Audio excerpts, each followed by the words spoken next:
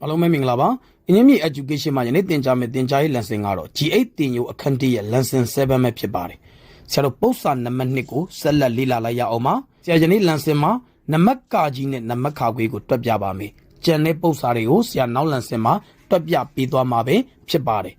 နံပါတ်ကကြီးမှာဆိုရင် -3 မှစ၍ 4(1)(2) ကိုဖော်ပြသောမြားကိုဆွဲပါဒါကြောင့်ဆရာတို့ဒီမှာနံပါတ်ကကြီးလေးဆွဲကြည့်လိုက်ရအောင်ပါနံပါတ်ကကြီးမှာ -3 မှစ၍ 4(1)(2) ကိုဖော်ပြသောမြားကိုဆွဲပါလို့ပြောပါတယ်ဆရာတို့စမှတ်ပေးထားပါတယ်စမှတ်ဒီဆရာတို့ -3 ပါဒါကြောင့်ဆရာတို့စမှတ်က -3 ဖြစ်သည့်အတွက်ဆရာ -3 ကနေပြီးတော့ညင်းမှတ်လေးထောင်းလိုက်ပါတယ်ဒါဒီဆရာတို့စမှတ်ပါအဲ့ဒီ -3 မှစ၍ 4(1)(2) ကိုဖော်ပြသောမြားကိုဆွဲပါလို့ပြောထားပါတယ် 4(1)(2) ဒီ unit နဲ့ပြောရင်ဆရာတို့က4 unit ပါ4 unit ကိုကြော်ပြီးတော့ဆရာတို့နှစ်ပုံပုံရင်တစ်ပုံကိုယူရမှာပဲဖြစ်ပါတယ်ဒါကြောင့်ဆရာတို့ unit ရေတွက်ကြည့်ပါမယ်-2 ကိုရောက်ရင်1 unit -1 ကိုရောက်ရင်2 unit 0ကိုရောက်ရင်3 unit 1ကိုရောက်ရင်4 unit ဒါဆိုရင်ဆရာတို့ကသူက4 unit အကျော်ကိုလိုချင်တာပဲဖြစ်ပါတယ်4 unit ကိုကြော်မယ်ဆိုသည့်အတွက်ဆရာတို့က1နဲ့2ကြားကိုရှိပါမယ်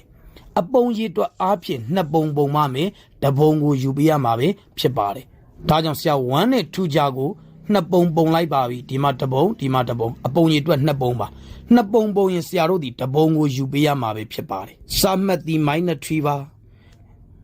-3 ကနေပြီးတော့ 4(1)(2) ကိုဖော်ပြသောမြားလေးဆရာဆွဲလိုက်ပါသည်ယခုဖော်ပြသောမြားသည်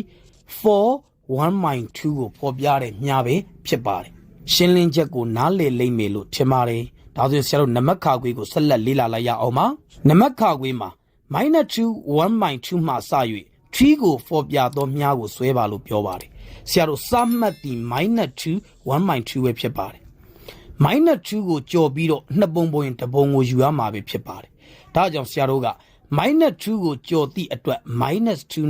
-3 ကြားမှာရှိရပါမယ်အပုံရေတွက်အားဖြင့်နှစ်ပုံပုံရမှာပဲဖြစ်ပါတယ်ဆရာဒီမှာအပုံရေတွက်နှစ်ပုံပုံလိုက်ပါပြီနှစ်ပုံပုံရင်ဆရာတို့ကတပုံကိုယူမှာပဲဖြစ်ပါတယ်ယခုဆရာမြားပြလိုက်တဲ့နေရာဒီတပုံရဲ့နေရာပဲဖြစ်ပါတယ်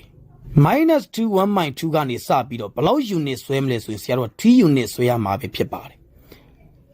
ဒီမှာဆရာတို့က 2(1)(2) နှစ်ပုံပုံရင်တပုံ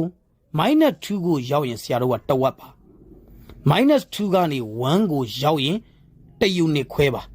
-1 ကနေ0ကိုရောက်ရင်2 unit ခွဲပါဆရာတို့ဒီ3 unit ကိုလိုချင်တာပါဒါဆိုရင်ဆရာတို့က0နဲ့1ကြားကိုနှစ်ပုံပုံရင်တပုံယူပေးရမှာပဲဖြစ်ပါတယ်ဒါကြောင့်ဆရာတို့0နဲ့1ကြားကိုအပုံရေတွက်နှစ်ပုံပုံလိုက်ပါမယ်နှစ်ပုံပုံရင်တပုံကိုယူပေးလိုက်ရင်ဆရာတို့လိုချင်တဲ့3 unit ကိုဖော်ပြသောမြားကိုရရှိမှာပဲဖြစ်ပါတယ်ယခုဆရာဆွဲလိုက်သောမြင်းရဲ့အလျားသည်-2(1)(2) မှစ၍ 3 ကိုဖော်ပြသောမြားဤအလျားပဲဖြစ်ပါတယ်ဒါလေးဒီ3 unit ပါ